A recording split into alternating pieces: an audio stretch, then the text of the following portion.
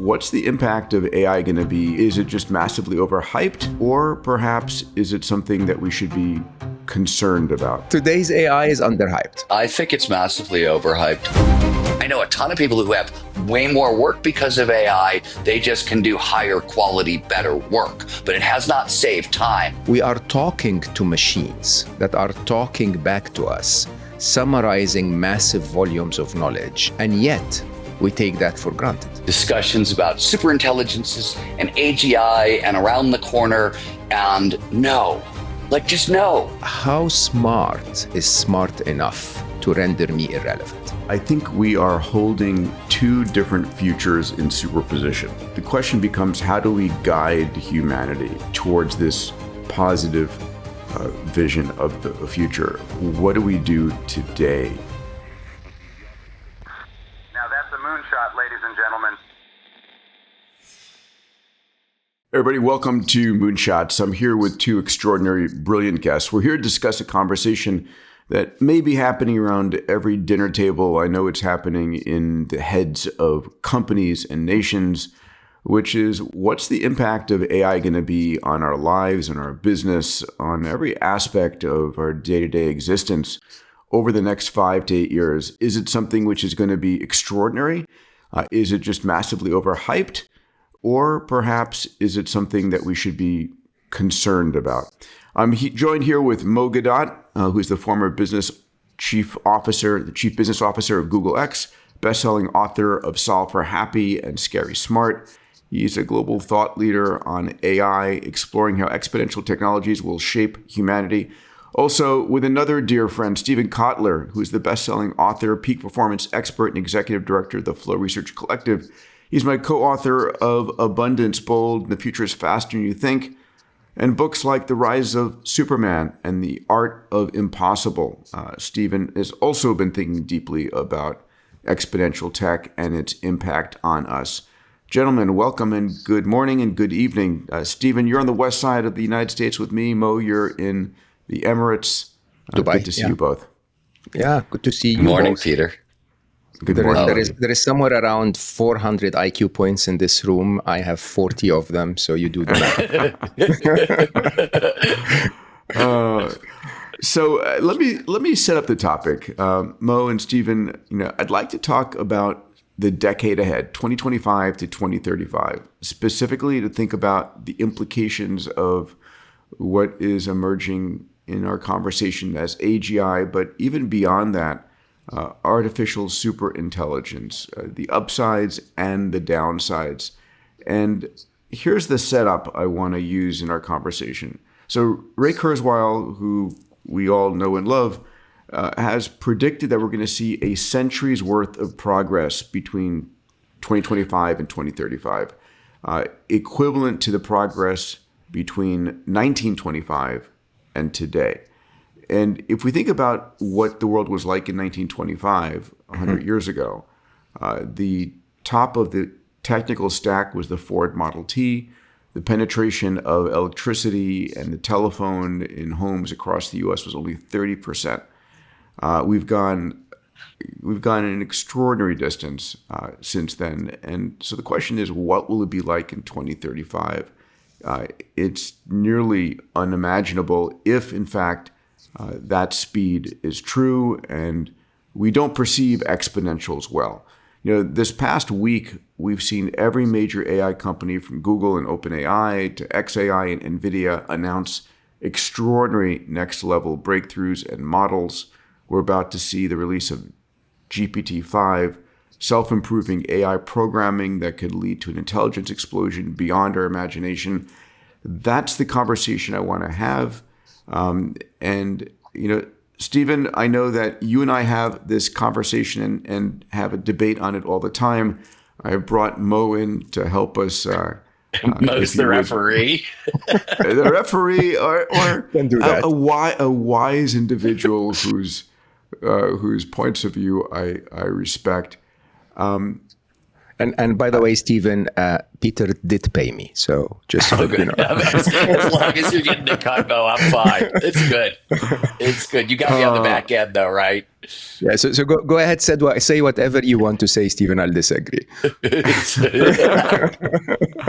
Right, if you will. So Stephen, do you want to jump in with your points of view? You think AI is massively overhyped? We have folks like Eric Schmidt saying AI is massively underhyped. Underhyped, yeah. Yeah. Yeah, I think it's massively overhyped. I listen to what's going on, and so let me back up one step, which is humans have a really wild, sort of unnamed cognitive bias. We don't tend to trust our own history. And you see this a lot, like people talk about like grit and endurance, and they're like, I don't have those skills. And then you start investigating them up their life, and like they survived the shitty childhood. They've done 10 years of a tough marriage. Like they have all the skills. They just don't trust the truth of their own experience. And I see that a lot here. I work with AI as a scientist, as a researcher. I work with AI as a creative and as a writer, and I all day long. And the gap between the shit coming out of people's mouth and my experience on the ground is so colossal, it's insane. People have claims about AI being able to write or anything else. The most hysterical thing you've got to try is I work with one of the best editors in the world on a weekly basis. I've edited things, polished them with AI, thinking they gleam and shine, bring them into an editing meeting with, and we start to read them. We can't even get through the second sentence. They sound like such gobbledygook. I'm not even noticing it because the AI sort of glazes me over, and I've written 17 books. But like when you actually put it to an actual editing test, it's laughably terrible, and you can't use it to correct itself. It still can't see the errors. It actually gets worse and worse and worse. And people have been claiming model after model after model, improving. Like that's not the experience on the ground. It's like people telling us AI was going to make you more productive. I don't know anybody who's become more productive because of AI. I know a ton of people who have way more work because of AI. They just can do higher quality, better work. But it has not saved time at all. It's actually added tremendous amounts of time. The quality has gone up of the work, but the claims that are coming out of people's mouths and the experience on the ground are massively different. Point one. Point two is we've done this. I've been in the same rooms that you've been in and you've been in, Mo, where people are screaming about AI coming to eat the world. Dude, I freaking heard this about Bitcoin and blockchain and the metaverse. Do you know anybody who lives in the metaverse? Do you know anybody who's been there, who's visited? Do you know how to find the metaverse, right? Like, as far as I can tell, the metaverse is like a pet name for Mark Zuckerberg's special magic underwear because it doesn't exist anyplace else in the world. This is my point. I'm not, and more than anybody else, I track these technologies, I watch them, I use them. I'm not saying this is not a technology that is advancing very, very quickly. I'm not saying that at all. I am saying discussions about superintelligences and AGI and around the corner, and no. Just no. That's not the coders are having a different experience, and what has been revealed, which coders probably don't like, is coding is a bounded information problem. You start here, you know where you're going as a general rule. It's a bounded problem, and inside bounded domains, computers are really awesome. And we're going to continue to see that. But I think the other stuff is just massively overhyped. And the third point is, and this is the one where the journalist in me gets like every alarm bell goes off. Everybody I see on stage talking about this stuff is making a living off of it. They make a living somehow because AI is exploding and they're here to save the world. I see it like in the peak performance world. Every coach who has been floundering and couldn't quite get a job, they're now all AI saviors. They've come to save us from AI. And so the AI hype is to their benefit. And I see it sort of everywhere. A lot of people are making a ton of money off of this. And I'm not talking about the technology itself, of the hype of the technology. And when I see all these three things together, a mismatch with my experience, a massive amount of hype, a history that says, hey, this is a hype cycle, it raises a lot of questions for me.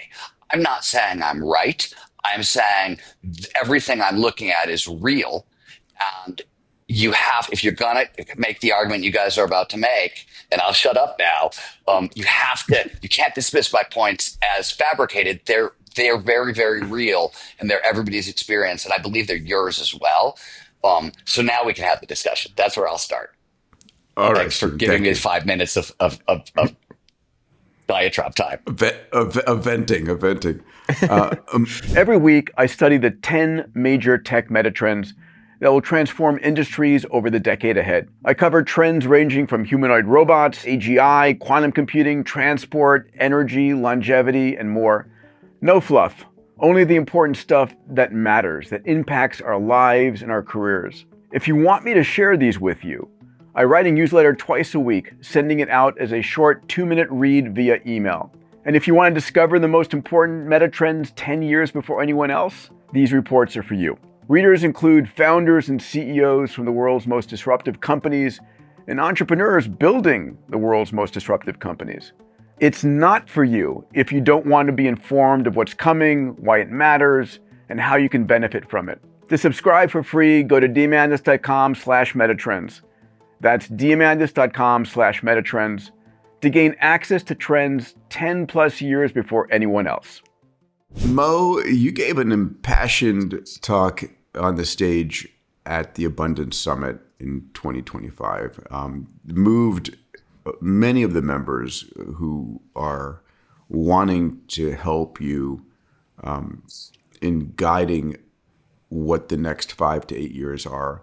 And you and I have been thinking about this as the challenge isn't artificial intelligence, it's human stupidity for a short period of time. And one of my favorite quotes, if I could, is from E.O. Wilson, who famously said, "The real problem of humanity is that we have Paleolithic emotions, medieval institutions, and godlike technology." And we are effectively children playing with fire in that regard. So, Mo, how do you see this decade ahead playing out? So I'll start by supporting what Stephen said. I think today's AI... I paid you too little then. Dude, I love this. Your money's no good here, Peter. Finally have an advantage. Today's AI is underhyped, right? But the problem is you never really chase where the ball is. You need to chase where the ball is going to be. Mm-hmm. Okay? And if you really start to think deeply about some of the serious... especially if you've been in tech long enough to have seen breakthroughs, especially when I went through the work of Google X, where, you try and it doesn't work and it doesn't work and it doesn't work. And then suddenly you see something. And as like Sergey Brin used to say at the time, the rest is engineering. Okay. And we know that engineering of tech depends on law of accelerating returns. And we know from what Ray taught us where the law of accelerating returns is going to take us. So I tend to believe that if you look at today's AI, it is funny because in a very interesting way, we are talking to machines that are talking back to us, summarizing massive volumes of knowledge, doing exactly as we tell them, and yet we take that for granted. Yet we look at that and go like, yeah, but they're not good enough. Of course, they're not good enough. They're DOS. They're the beginnings of an era, right? My Was that personal DOS point or dogs? DOS, DOS. DOS, Okay. Disk Operating System. Disk operating Yeah, system. no, I got it. I just said both of them would have worked there. I just needed the clarification. I would not dare call AI dogs, Stephen, when they might take over the world. I am a very polite man with AI. So the thing is to imagine, and I need to highlight a few trends that are really, really important and interesting. One of them is synthetic data.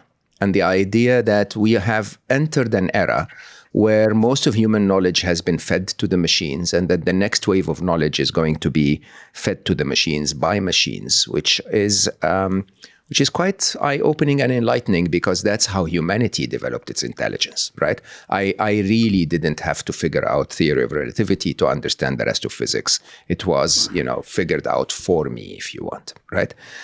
Number two is the idea of agents and how AI is going to be prompting AI without humans, leading to cycles that we see now with my new favorite, because you have a favorite every 4 hours, alpha evolve, right? And the idea that you can have a self-developing AI, something that figures its own mistakes out and continues to iterate until it finds something.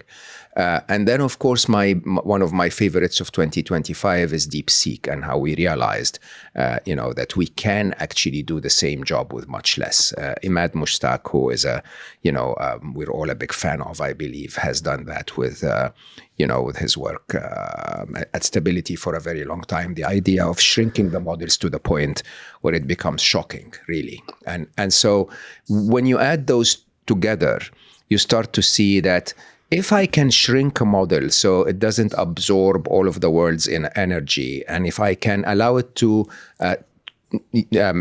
self-develop and self-develop information to learn from, and then allow it to talk with itself through agents and do things without humans, then where the ball is going to be is likely going to be a lot better than we are today.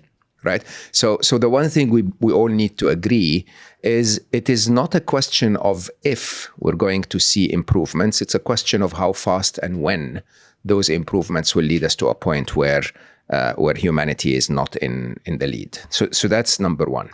Number two is really the question of what is your risk tolerance, right? If I told you, to play Russian roulette with 2 bullets in the barrels, are you afraid? If 1 bullet in the barrel, are you afraid? Where is your risk tolerance exactly? And how, if I said, hey, by the way, your car might have a fender bender, would you insure it? You probably are going to say, nah, I'm not really too concerned. But if I tell you your car might have a serious accident that totals it, would you insure it?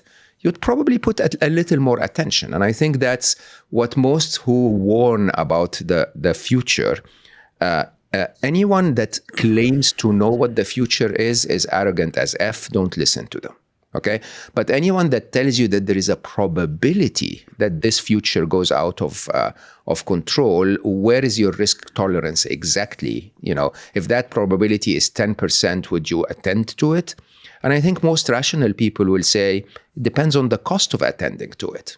Okay. And most rational people will say, but however, if it's 50%, I'll attend to it regardless of the cost. Okay. And so the question which none of us is capable of answering is, where is that? Where is it? I mean, is it 10% that AI is going to destroy everything, or is it 50%? I will say, and I know that this will be taken against me, it's 100% that humans, bad actors, using that superpower to their advantage, are going to destroy the well-being of others who don't. Okay, and so in my mind, the real concern is not a Terminator scenario where Vicky of iRobot is ordering robots to kill everyone. I don't know if we're going to make it that far, to be honest, because I believe that with the arrogance being 89 seconds from midnight on the nuclear dooms clock, I really, really worry about human stupidity using this superpower. Now, human stupidity in that case does not require AI to be completely autonomous, to be completely, super intelligent. Enough autonomous weapons can really, really tilt our world into a very dystopian place. Enough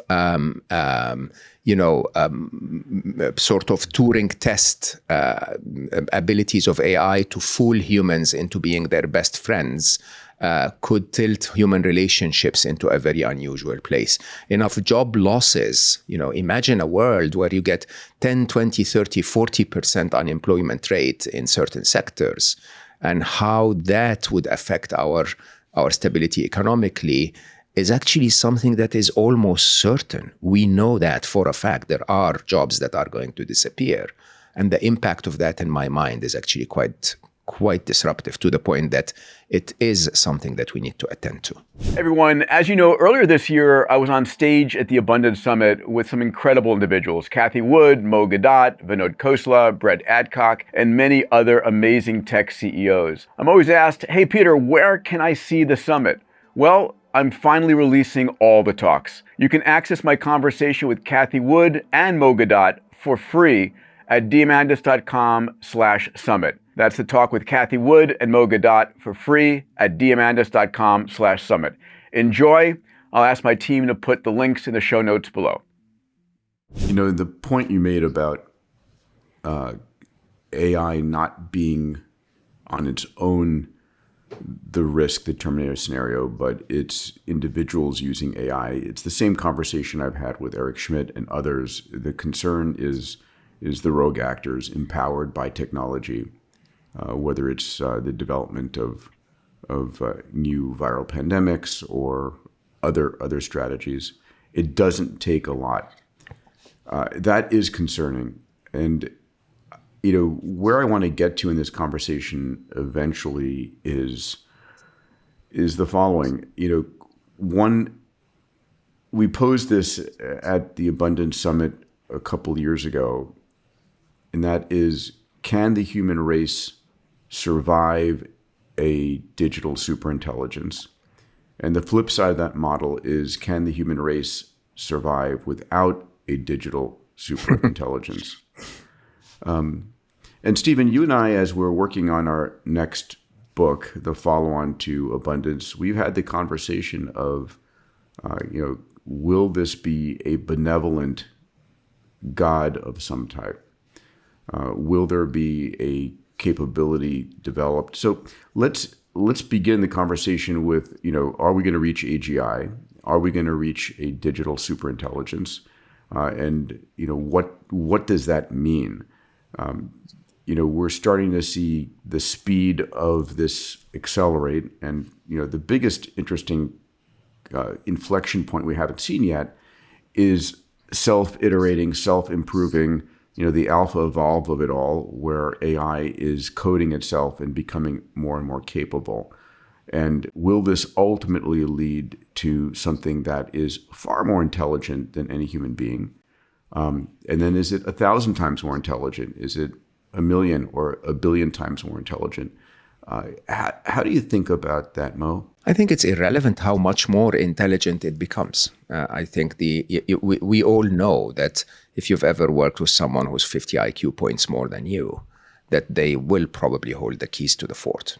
It doesn't take a lot more intelligence relatively to be able to assume a leadership position, and humanity will hand over the fort to AI either way. Even if AI is just smarter than us at war gaming, we're going to, which it is, by the way, we're going to hand over the fort to AI.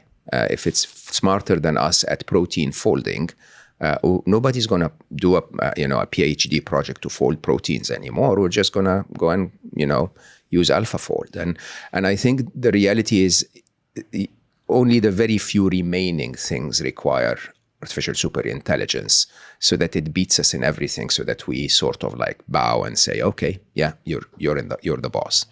The question of AGI is like Stephen was saying, is one that reporters use quite a bit, because we don't actually have an accurate definition of what AGI is. And you and I are very close on technical stuff, Peter. And I'm a reasonably geeky mathematician. Not anymore. I mean, seriously, I really honestly struggle to beat AI in mathematics.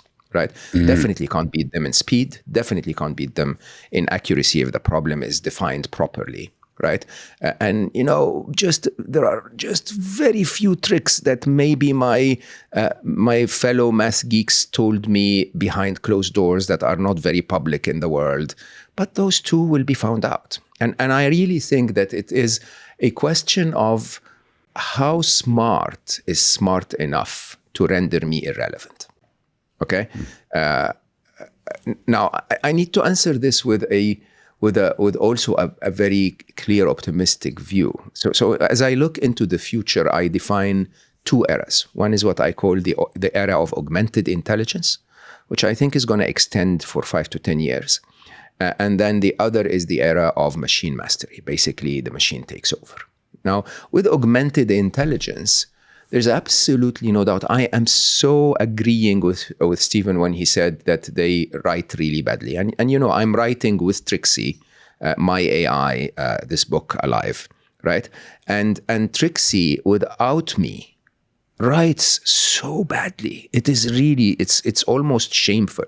I was tired and chasing a deadline, so I asked Trixie to talk about the debt crisis and the impact of economics on technology advancement. It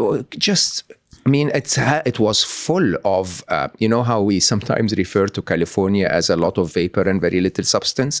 There was a lot of vapor and very little substance. Right? A lot of interesting facts scattered on paper, horribly written. Okay. But when we write together, oh my God, the stuff that comes out is incredible. When I guide Trixie through my prompt properly, right? To direct her exactly where I want the prompt, the answer to be, she writes really well. Okay. And this teaming is something we've seen with AI, with technology in general, by the way, even, since Gary Kasparov was beaten by Deep Blue, which wasn't really an AI if you want. But since then, you can see that a human and a computer, or a human and an AI can play better chess than AI alone. Right? Even AlphaGo, a human and an AI play better than AlphaGo. And so we can see a future ahead of us where this is going to be happening. And hopefully that future would seed that teamwork between us and the machines. The question is, what are we going to team up with them on? And my views. I've written it in Scary Smart. I've written an extended bit of it in Alive.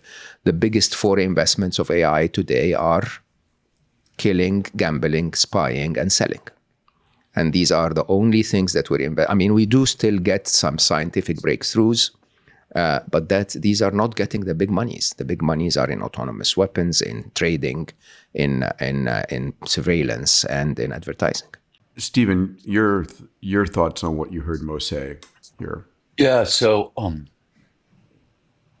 Mo and I we're sort of in complete agreement. I just want to kind of yes and point out some other things that surround what Mo has said, because I don't think we're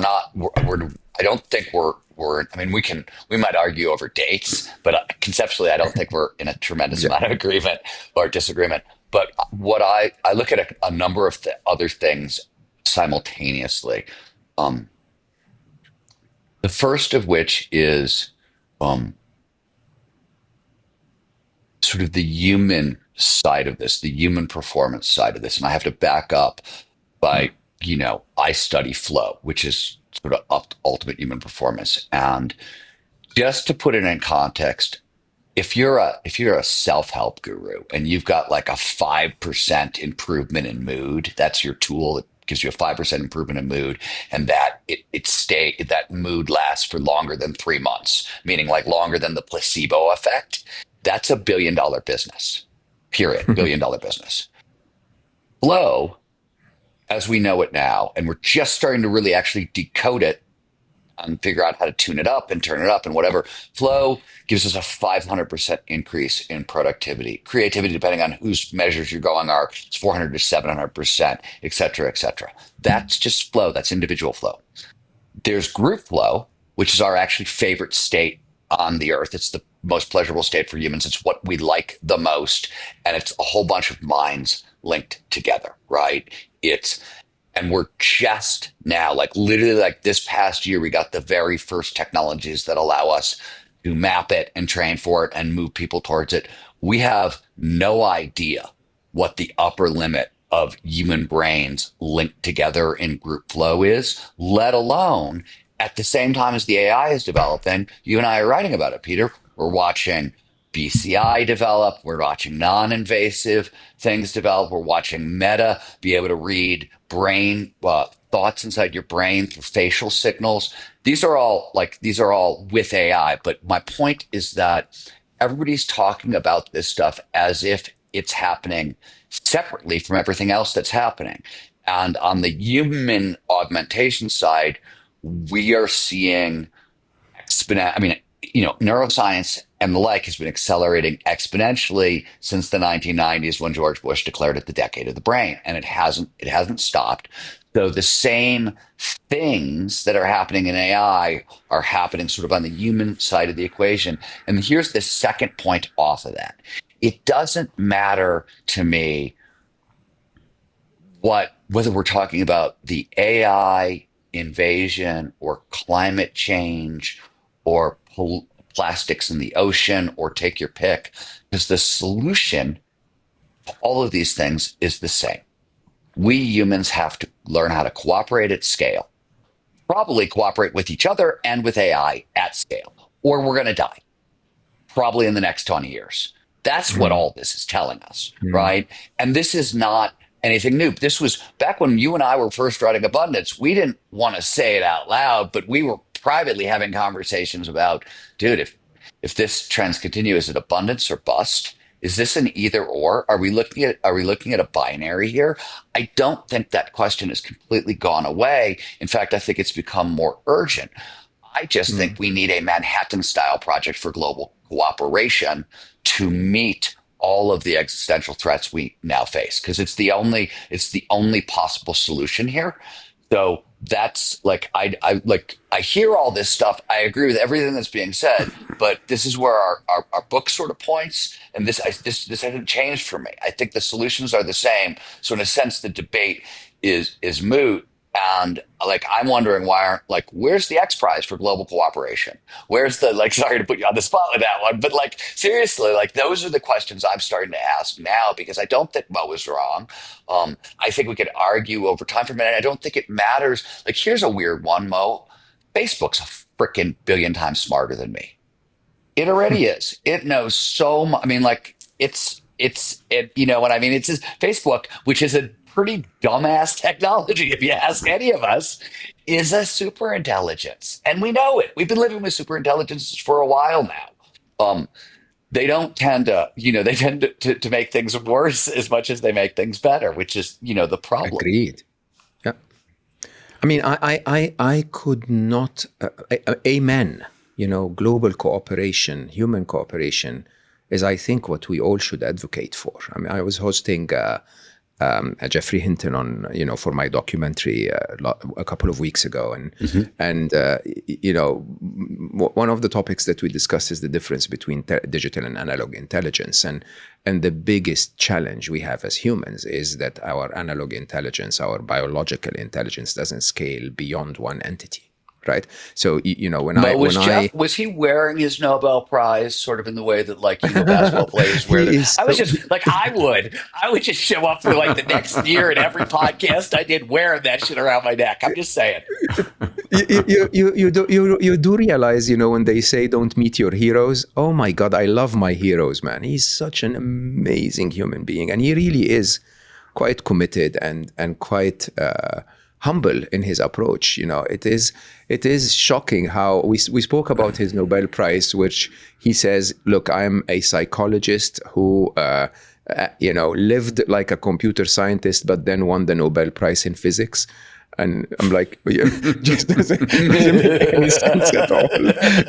But anyway, he was just talking about the difference between, the fact that if I were to share with you some of what I wrote today, It took me probably several weeks to let it simmer and then write it, and then it would take me an hour to explain it to you. When we run digital intelligences, we run them in parallel. We tell them all to go play at Atari or whatever, and then we just average the weights. Literally in seconds, we get a scaled digital intelligence. And when you said that what we're looking for is a way to scale human cooperation, that is absolutely the answer. Because you know what? I think, and I spoke about that with Peter when we were last in LA, that we're hitting the potential of total abundance. Total abundance meaning almost godlike, like cure my daughter and it's done. Make me an apple and it's done, right? We could hit that in 5, 10, 15, 20 years time if we don't destroy ourselves, right? And so basically the real challenge we have as humanity is, why are we freaking competing? Like this is CERN quality challenge. This is basically, let's let all of humanity cooperate. Let's all build one particle accelerator. Let's all learn from it. Let's all distribute the benefits to everyone and stop competing. But that's not happening. And that is exactly what you're saying. And you can't have the one level down. You can't have the AIs we're all individually building for our fiefdoms competing secretly in the background, right? Like William Gibson in 1986, whenever he wrote Mona Lisa Overdrive and gave us our first AI that went crazy, right? A godlike AI that goes totally insane, and they have to park it in a satellite out in outer Earth orbit to keep the world safe. Like, we've seen this scenario before. You know what I mean? And we're building it ourselves with agents. We're letting them talk to each other through agents. I know. All right. So Mo, I want to go back to this digital question idea about this question about the near term versus the long term. And you and I have had this question about whether or not increasing intelligence correlates with increasing benevolence. In other words, do we? I don't think there's any question that we are going to be building self-improving AI that will forget about 50 IQ points more, better than the average human. I think there'll be orders of magnitude more. Can I ask you, first off, do you believe that, Mo? 100%. Okay, all right. So if you don't mind, Peter, again, in response to how we started the conversation, this is just using law of accelerating returns. We're not using serendipities. Right? So if we figure something out tomorrow, just like we figured reinforcement learning out and it changed everything, if we figure something out tomorrow, you're literally a magnitude, a quantum more in terms of performance and intelligence overnight. Yes.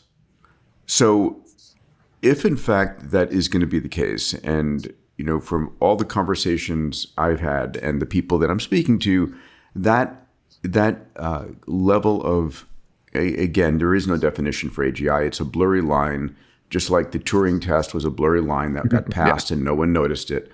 The notion is that AGI, and whether you believe Ray or Elon, it's the next few years. It's not worth arguing.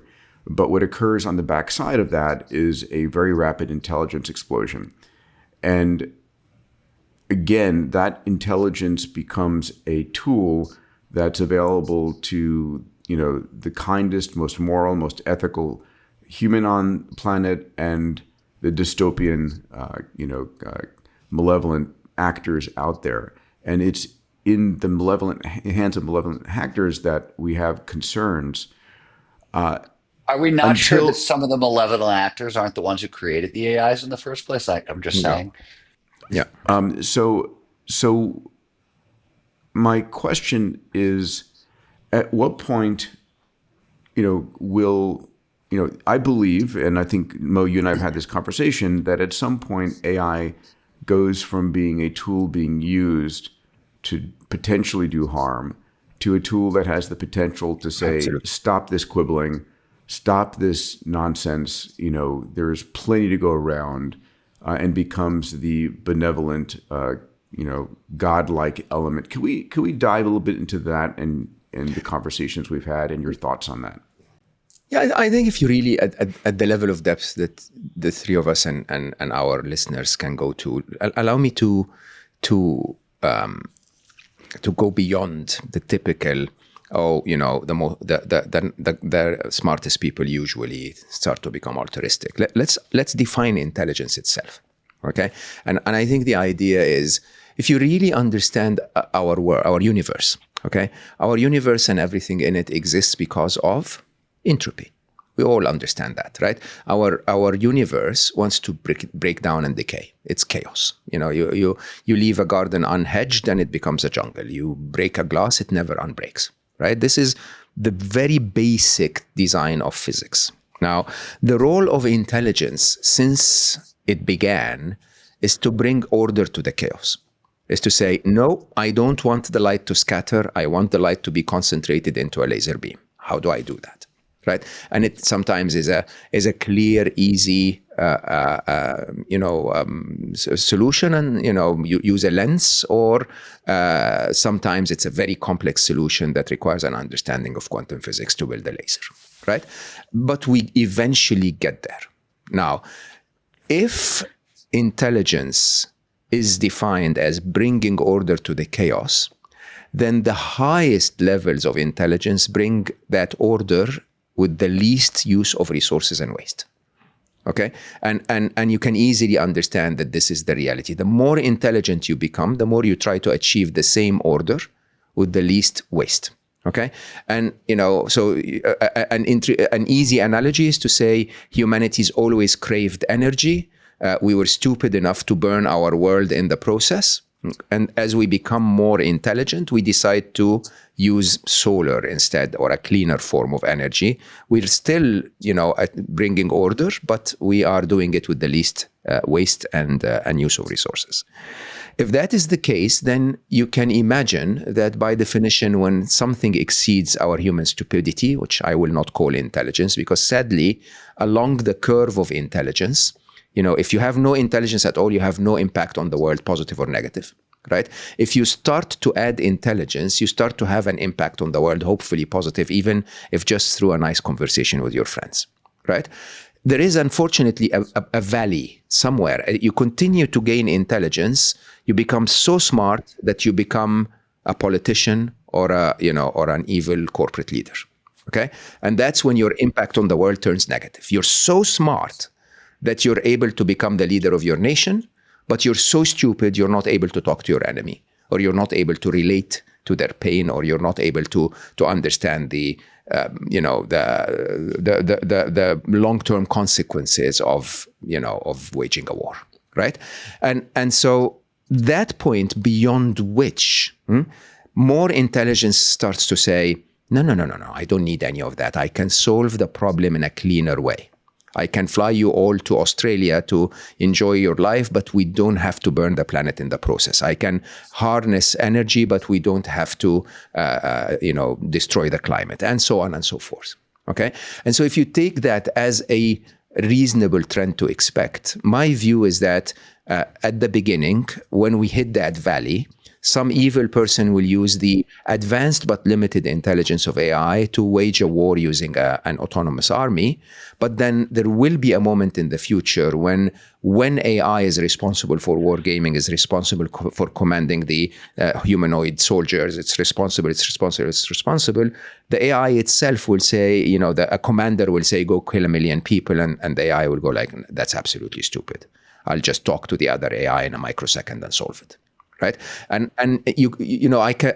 we started this conversation by me saying anyone who predicts the future is arrogant. I cannot predict that. Okay. But at least I can be hopeful that this, from my experience of everyone that's smarter than me, that there is a point at which you stop hurting others, you stop looting to succeed, because you can use your intelligence to succeed without any effort or harm. A quick aside, you probably heard me speaking about Fountain Life before, and you're probably wishing, Peter, would you please stop talking about Fountain Life? And the answer is no, I won't. Because genuinely, we're living through a healthcare crisis. You may not know this, but 70% of heart attacks have no precedent, no pain, no shortness of breath. And half of those people with a heart attack never wake up. You don't feel cancer until stage 3 or stage 4, until it's too late. But we have all the technology required to detect and prevent these diseases early at scale. That's why a group of us, including Tony Robbins, Bill Kapp, and Bob Hariri, founded Fountain Life, a one-stop center to help people understand what's going on inside their bodies before it's too late, and to gain access to the therapeutics to give them decades of extra health span. Learn more about what's going on inside your body from Fountain Life. Go to fountainlife.com/Peter and tell them Peter sent you. Okay, back to the episode. The way I think about this is, for most all of human history, the objective optimization function of humans, what we're trying to optimize for, has been money and power. Unfortunately. And it's been the driver in a world of fear and scarcity. And I, repeatedly say our baseline software that our brains are operating on is fear and scarcity mindsets. And with that mindset, with the neural structure, with the if you would, the code that we were born with and that developed over the last 200,000 years, it was, I want to get out of fear and scarcity, so I want to optimize for power and wealth. And the question is, what would be a new optimization function? Because as Steve and I have written, as you've spoken about, all of these exponential technology functions lead towards this world of massive abundance, where almost we live into a post-capitalist society. Anything you want, you can have. Your robotics, your nanotech can manufacture, your AI can design. And so what do we optimize for in the future? I think that's, for me, that's one of the biggest questions, both as a human and as a centaur, human and AI together. What's our objective? So how do you think about that, gentlemen? One thing I don't know if this is an answer, but two things off of what Mo said. One, if we go with your definition of intelligence, right, is essentially an entropy decreasing function, that we know that's what brains do, right? The governing theory in modern neuroscience is Carl Friston's free energy principle, which says the brains are predictive engines that always want to decrease uncertainty and increase efficiency. So we are ready, like brains do that. AIs are going to do that naturally if we say that's your definition of intelligence. The point I'm making off of all of that is, and it may be the answer to Peter's question, which is why I've interjected it, is we see wisdom evolves in multiple species with brains. We see coevolution around wisdom. The older you get, the wider you get, and it doesn't matter if you're a dolphin or a whale or a rattlesnake or a human. Wisdom is we co-evolve.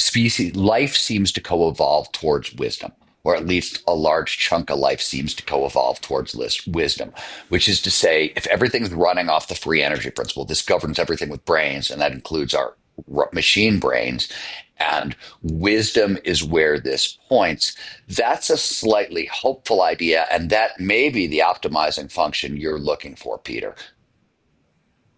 But I could be totally wrong here.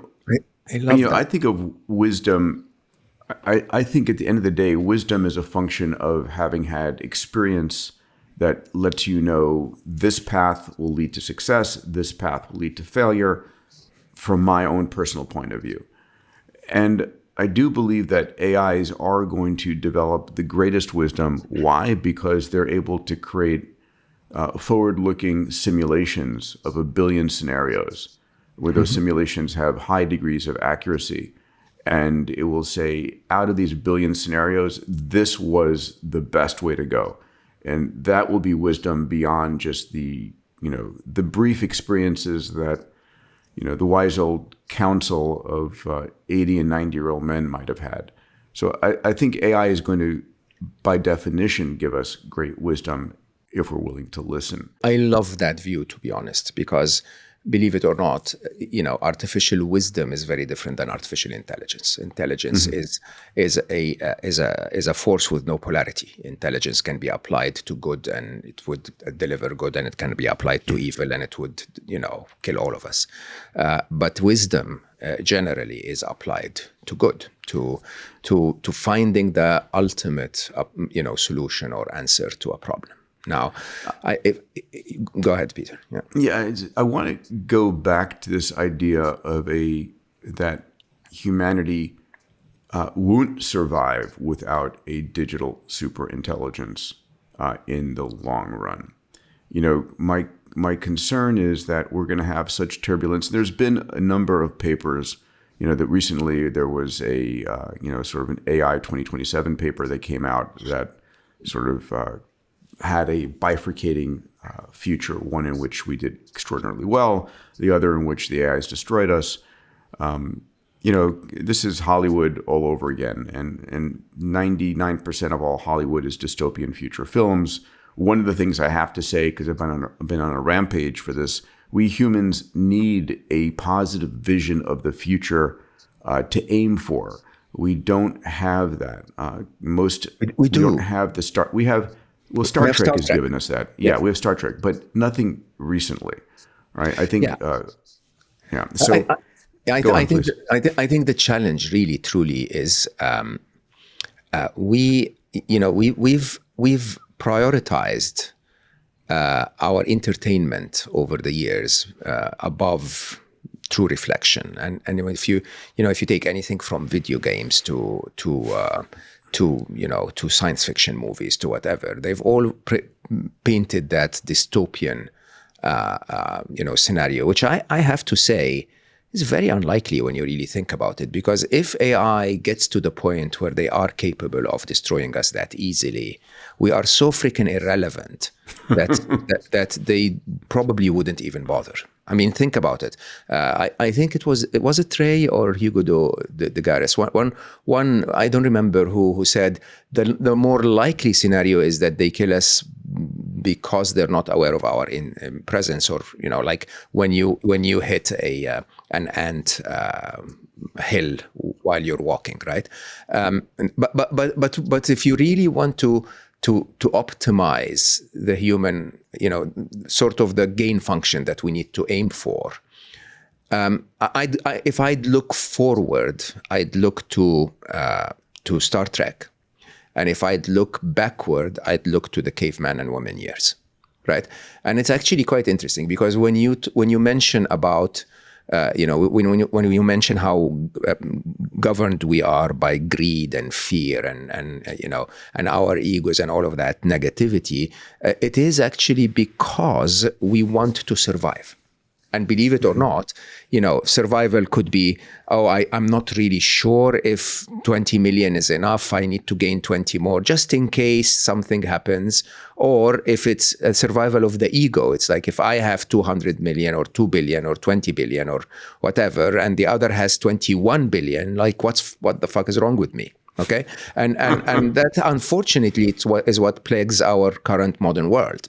Now the reality is, if you really think about humanity, the purpose of humanity since the caveman and women years was to live. Okay, and for some strange reason, we've optimized so much to achieve that objective and forgot that this was the objective. Right. So, again, as friends off the camera, we speak about those things quite a bit. With, the question of what, you go through seasons in your life, and there is a season where you want to maximize, and a season where you want to build, and a season where you want to look attractive in your middle age, or whatever crazy stuff that we have. But eventually there is a season where you go like, okay, so I've now lived and experienced so much. What have I missed? Have I actually lived any of that? And believe it or not, as scary as it looks to have no job to go to in the morning, if society provided, then you'll go back to a much safer caveman woman scenario where, there are no threats, there are no famines.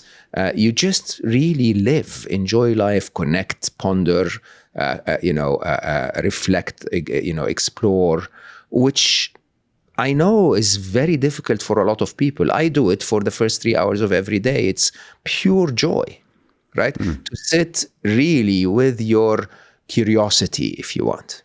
And then if you push all the way forward into Star Trek, that's sort of what the Enterprise is doing at universal scale, right? It was basically, you know what, let's go and explore. Now that we don't really have to struggle with all of the wars and famine and shit that we've created on Earth, now we can actually open up and create connections, not just with humans, but with every living being.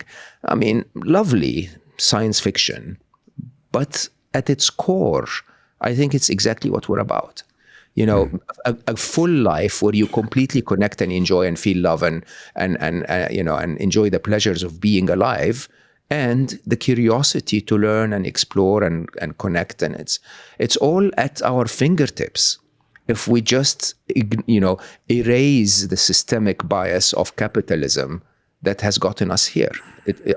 Thank you, capitalism, for creating all that we've created so far.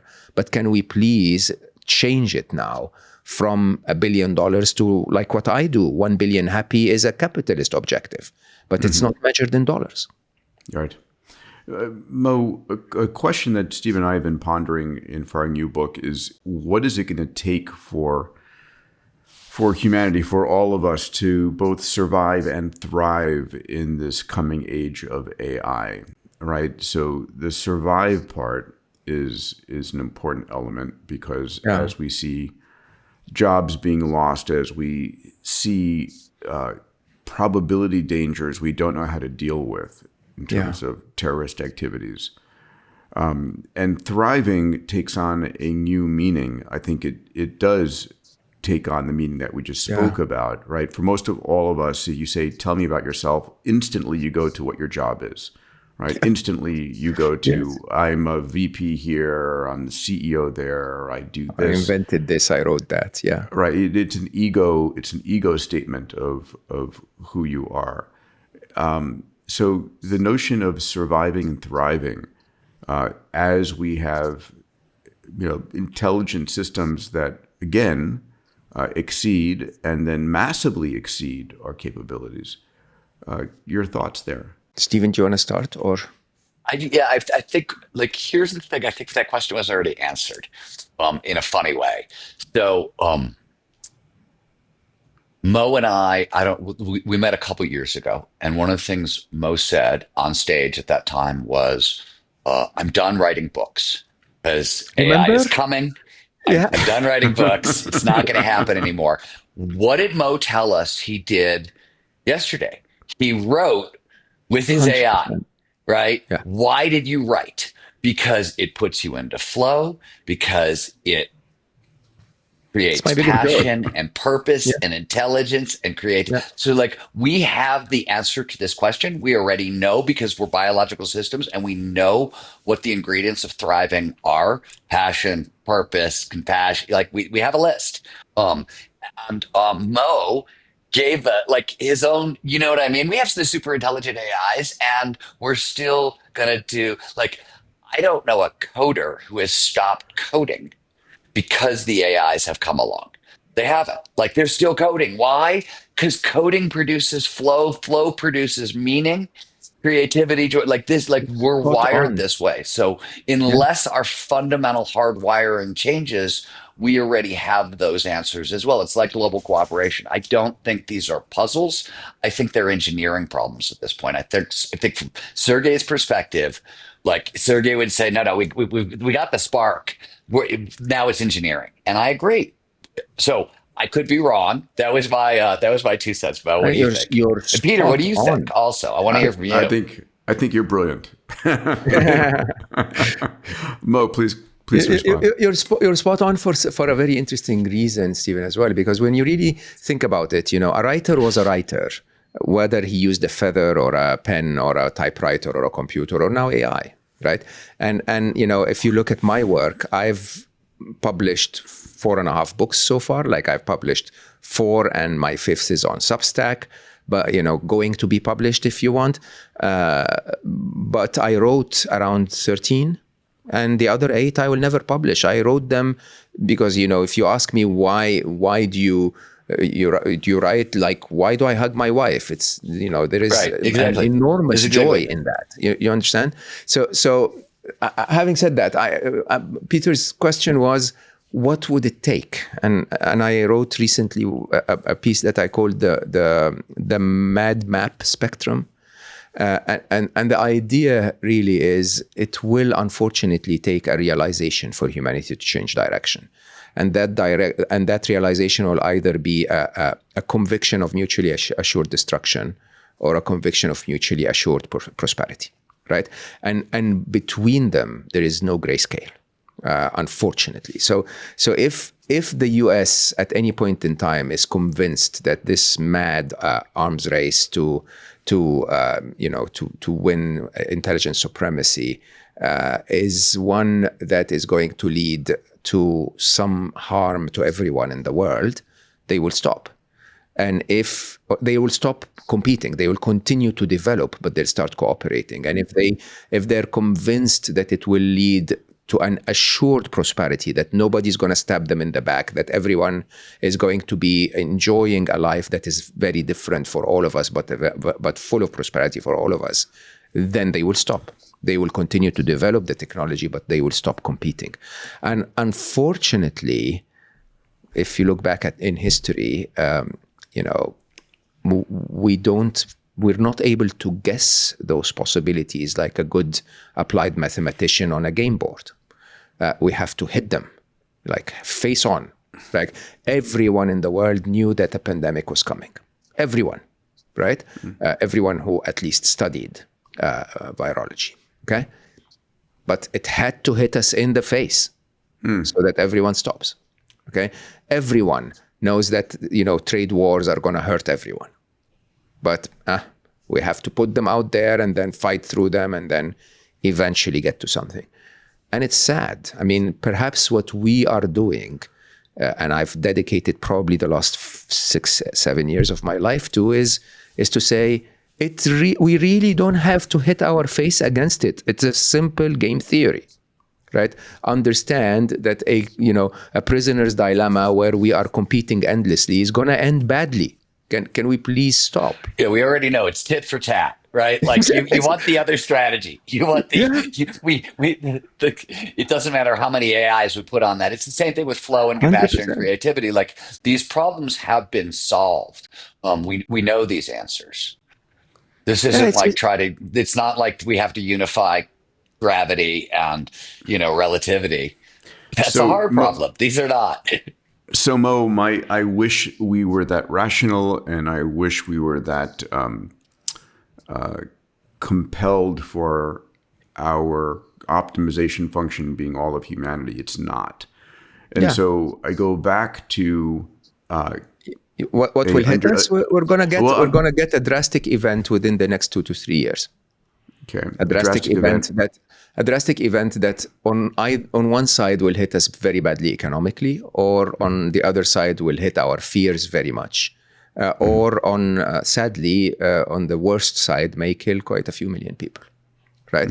And you could have a range of a hacker that simply instead of attacking a physical place, switching off the internet or the power grid somewhere where the power grid is needed for life. Or you could, on the other extreme, get a hack into a bank, or an evil war that goes out of control, or machines that turn onto their makers. Or there will be some very big news headline, as always, there will be, it will last for 12 to 13 days before we start to talk about some kind of a pop star. But then, behind closed doors, I think decision makers will wake up. Every day I get the strangest compliment. Someone will stop me and say, "Peter, you have such nice skin." Honestly, I never thought I'd hear that from anyone. And honestly, I can't take the full credit. All I do is use something called OneSkin OS1 twice a day, every day. The company is built by 4 brilliant PhD women who've identified a peptide that effectively reverses the age of your skin. I love it, and again, I use this twice a day, every day.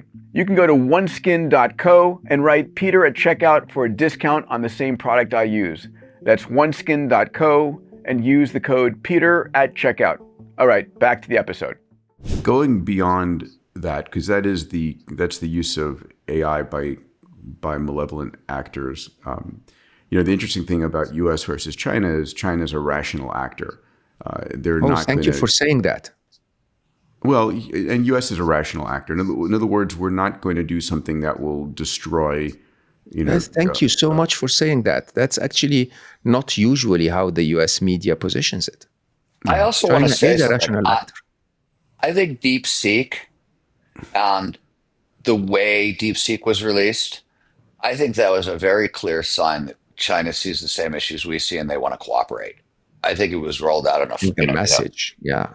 was I think spot on. it was a very clear message that it doesn't seem like many people in America heard, but I was like, come on, people, like this is really clear and we're all seeing it. So like I look at DeepSeek and I look at what happened in China and I'm like, no, we all see this. We all see that if we don't start figuring out how to cooperate and build this stuff together, we're screwed. So I thought that was really cool. I'm glad you see it too, Mo. A lot of people disagree with me on that one. The point I wanted to make was when you have a large population and you have a check and balance system, which you get with governance, versus a religious war going on, and individuals who are looking to create maximal destruction and don't have a check and balance system at all. That's where we're going to see, I think, the dystopian future or those activities playing out in 2 to 3 years.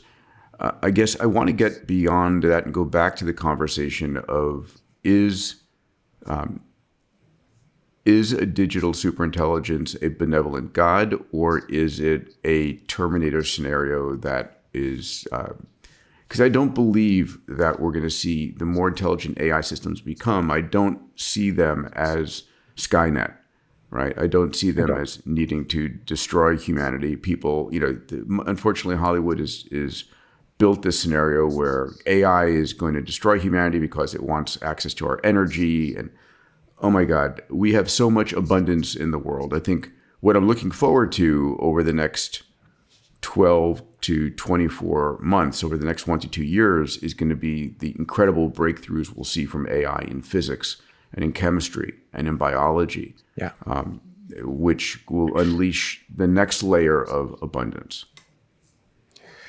So there are scenarios, however, where they could turn against us if we become really annoying. So imagine, a world where... Sorry. I mean, you have to imagine a world where job losses will position AI as the enemy, right? So a lot of people would actually, who are not maybe fully aware that the layer beyond the apparent layer is how capitalism and labor arbitrage is the reason why why you lost your job. It's not that the AI can do it.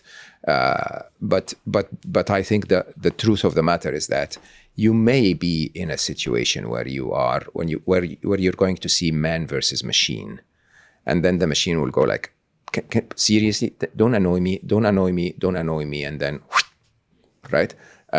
We could see that, but my perception is that in a very interesting way, I wrote a short book that I will never publish that I called Bomb Squad, which, of course, for someone with a Middle Eastern origin, you don't write those titles. But it was basically about diffusing, if problem solving using weights of urgency and importance and so on. So the idea is, if you really look at our current future, I think the short term is both more explosive and more urgent than the long-term existential risk, especially because I would say this very openly. I spoke about it with Jeffrey as well the other week. We don't know the answer to how to, even if we decide, all of humanity decides that we want to address the existential risk, we don't know how.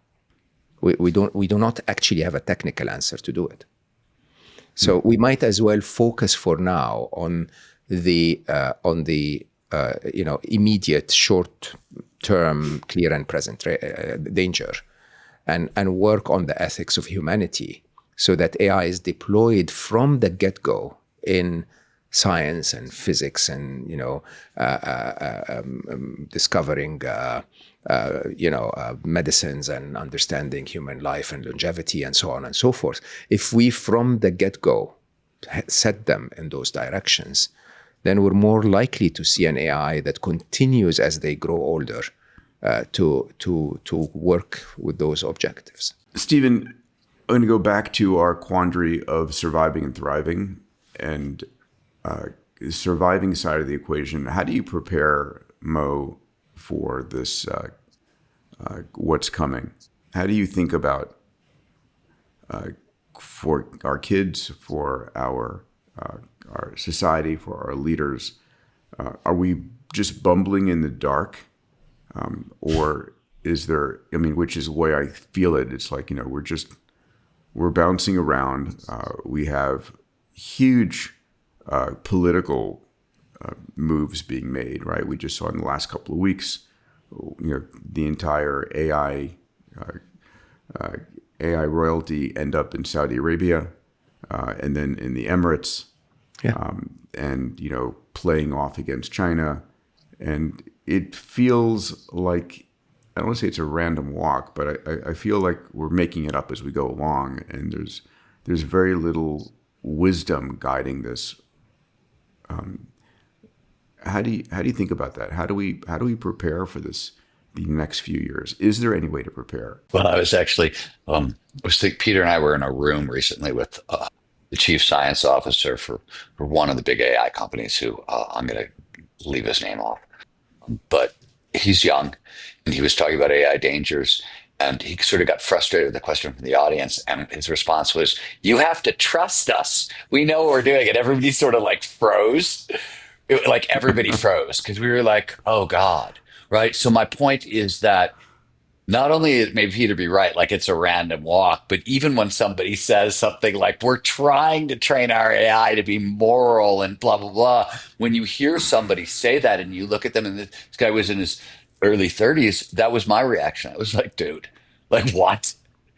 You want me to trust you? This is like Mark Zuckerberg telling me social media is good for me, or Marlboro telling me the cigarettes are good for me, right? It sort of makes me think that way. So I don't know if I have anything like cheerful here, because not only do I think it's a random walk, but I think when people try to steer, I'm suspicious of their ability to steer, right? That's the story I just told you, is this guy is brilliant, probably way freaking smarter than me, and he's trying to steer, and I'm suspicious. So I think it's on both sides of this coin. I don't know if I have any good news here.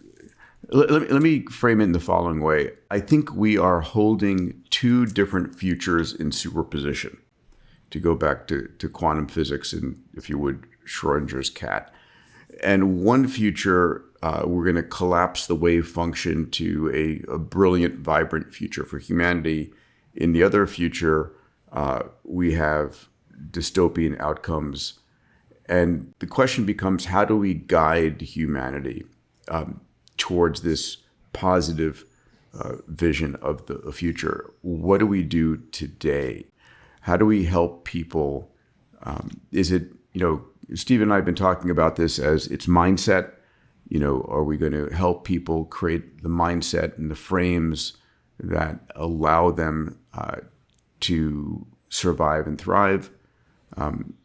Or is there something else that needs to be done? Yeah.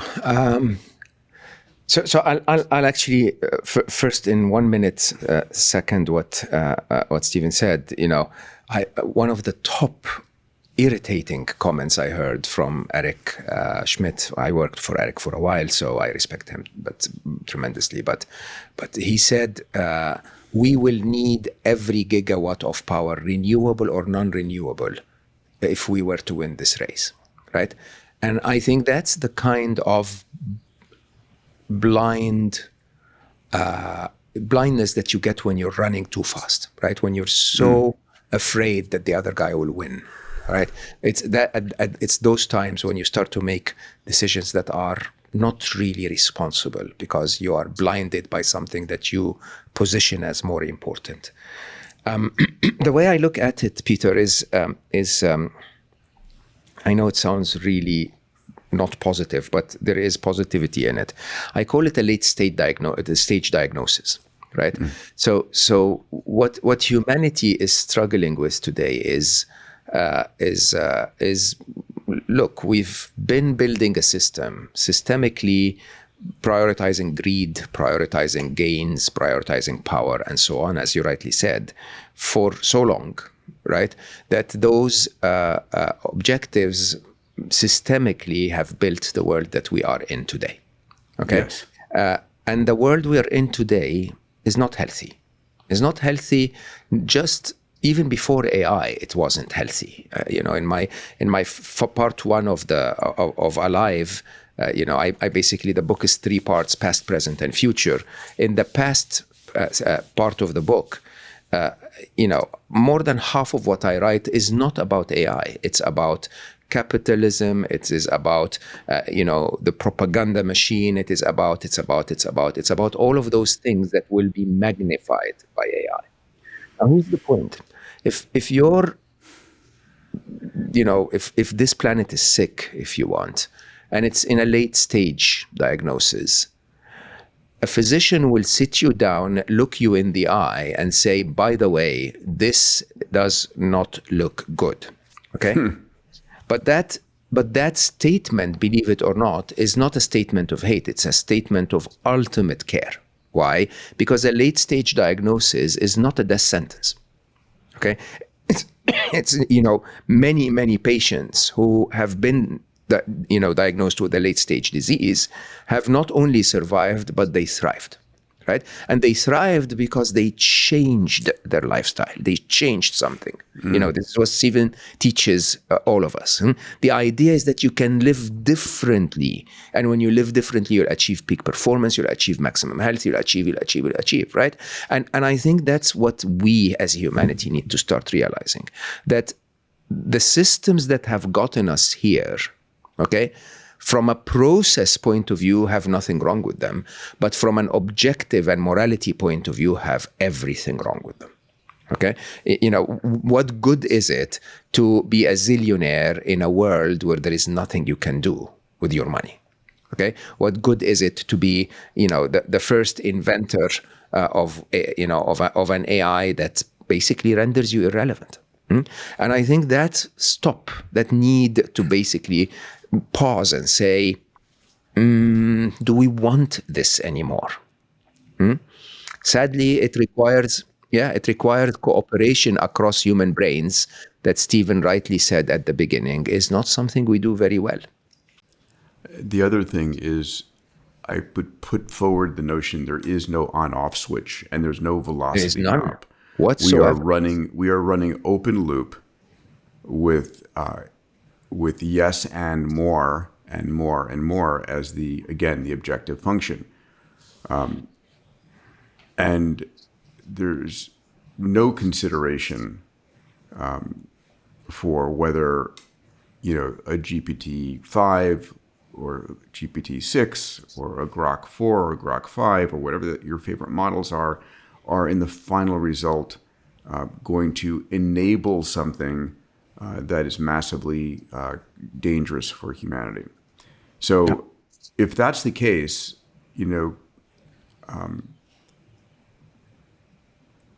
I still go back to what safety valves do we have? Because I don't see any action being taken by the leaders of the free world. Let me ask you both a question.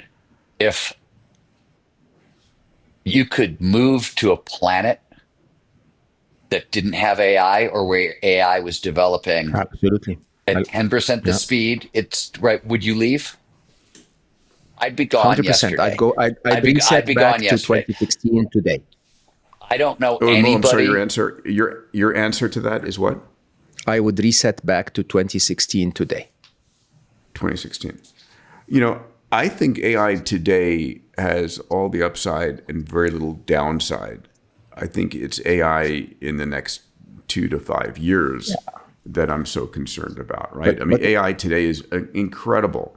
And I in didn't say we're terms going to of go to for move to a cre- planet where there's no AI. I just said move to a planet where it's going much slower, so slower. maybe we can Yeah. start to think about it. I think everybody Okay, but feels that way. that's I a don't. fantasy. Well, I mean, so we Bigelow can't Space do that. Hotels coming And to a so universe near you.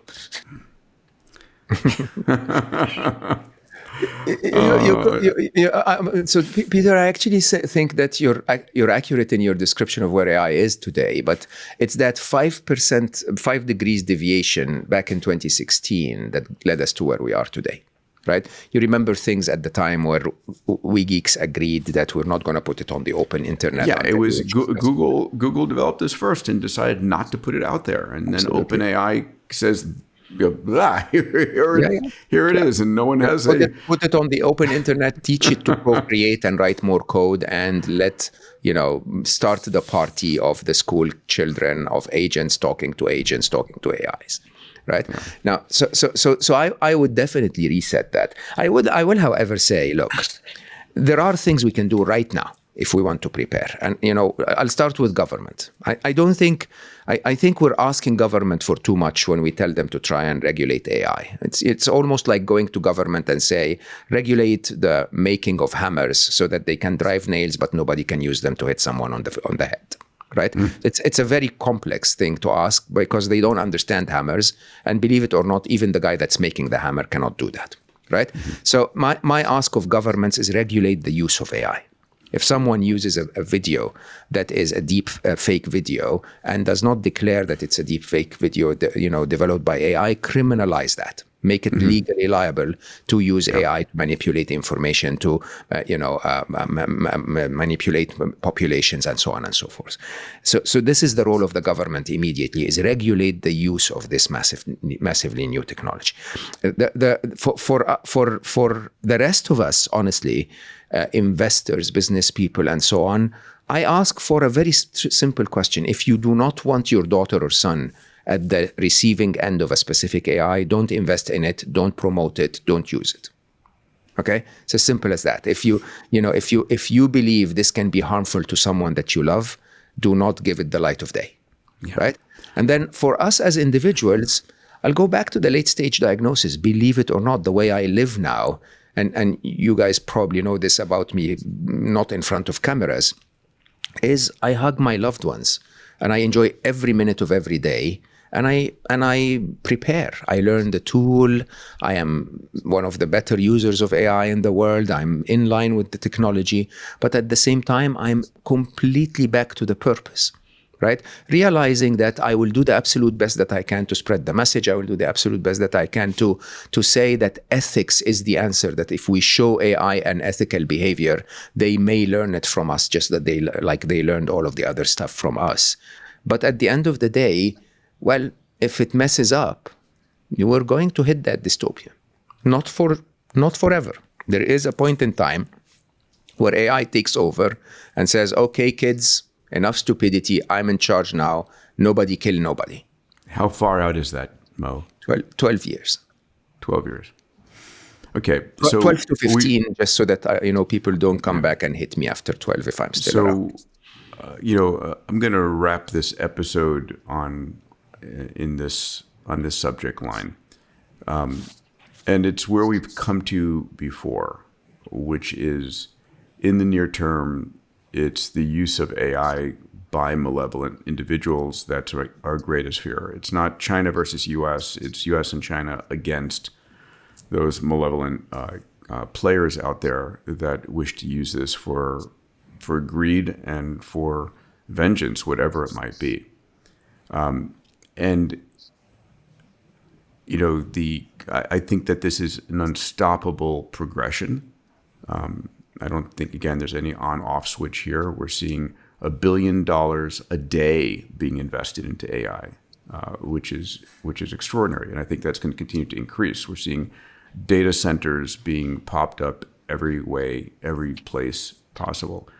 So, I'm the world's, I think of myself as the world's biggest optimist, and I am optimistic about the impact of AI on human longevity, on new understanding the physics of the universe, on new mathematics, on new material sciences, on things that will create incredible abundance that Stephen and I have written about and are writing about in our next book.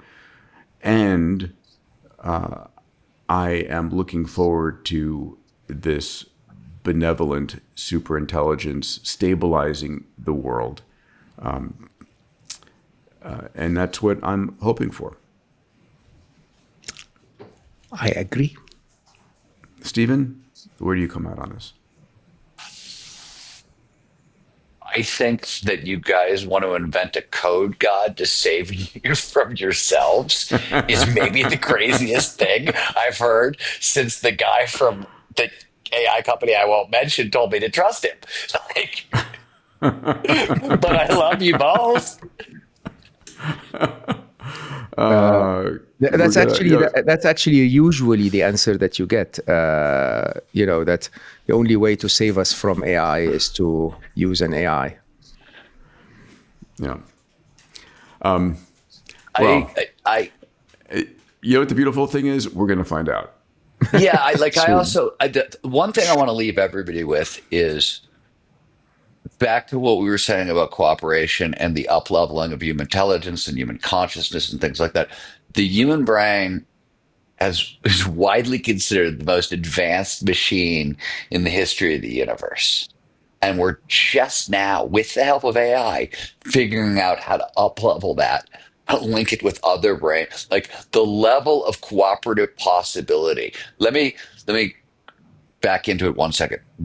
Enlightenment, which is a definable biological state that produces universal kind of compassion, oneness with everything. We're engineering. It's a state that's starting to become available almost on demand. So when I say like there's new levels of cooperation coming that are emergent at the same time as the AI stuff, we can't see them. We have they're emergent, just like other things. So I think that rather than the benevolent AI God, I think we're going to surprise ourselves. And I'm not the optimistic in the room, by the way. Like Peter's the optimist when we're in the room. I'm not the optimist 100%. In the room, but I think I'm more optimistic than Peter on this one. I'd love for that thought to be actually implemented. I think that's something that we really need to think about deeply. If the short-term dystopia is the result of human arrogance, I don't know. Who could we talk to? There you go. Peter, it's back to you. Thank you. I appreciate that. You were saying, Mo, please close this out. I was basically saying I think this definitely is the answer if you ask me. If we just shift our mindset into cooperation, we head directly into a world of total abundance. Yeah. I was in a conversation with Eric Schmidt, who you mentioned earlier, and his point of view was until there is some type of a disaster, and until there is something perhaps like a Chernobyl or 3 Mile Island that isn't, a 10 out of 10, it's a 2 or 3 out of 10, but it scares the daylights out of us. We don't realign as humans. We don't realign, and we blindly go forward as we have been. And I believe that it's the human nature that plagues us from being able to save ourselves many times until that child in us burns our fingers on the stove. Even after your parent has told you over and over again, you're going to burn your fingers on the stove. Stop playing with fire. Agreed, 100%. But let's be hopeful. Let's assign that task to Stephen to design an X Prize for human cooperation. Let's assign another task to Peter to make it happen. And let's assign a task for me to hug you both when you do. I love you, Mo. Love you guys very much. Mo, how come you got to do all the hard work? Stephen. Hugging you is hard work, Stephen. You understand that. You move too much. All right, guys. All right, everybody. It was guys. lovely. Thank you, Mo and pleasure. Peter, for lending me your brains this morning. It was fun thinking with you. A fun conversation. I'm curious as people listen to this podcast, Where do you come out on this? How do you feel about it? I'd love to see your comments below. And do you have a solution that we should all be thinking about and promoting? I'll ask my AI as well. It's not necessarily going to give me the best answer, but maybe our group mind, our meta intelligence here might bring us that. Have a beautiful day, gentlemen. Go hug somebody. Thank you so much. Talk soon. Thanks very much. Bye, guys. Thank you. If you could have had a 10-year head start on the dot-com boom back in the 2000s, would you have taken it? Every week, I track the major tech meta trends. These are massive, game-changing shifts that will play out over the decade ahead. From humanoid robotics to AGI, quantum computing, energy breakthroughs, and longevity. I cut through the noise and deliver only what matters to our lives and our careers. I send out a Metatrend newsletter twice a week as a quick 2-minute read over email. It's entirely free. These insights are read by founders, CEOs, and investors behind some of the world's most disruptive companies. Why?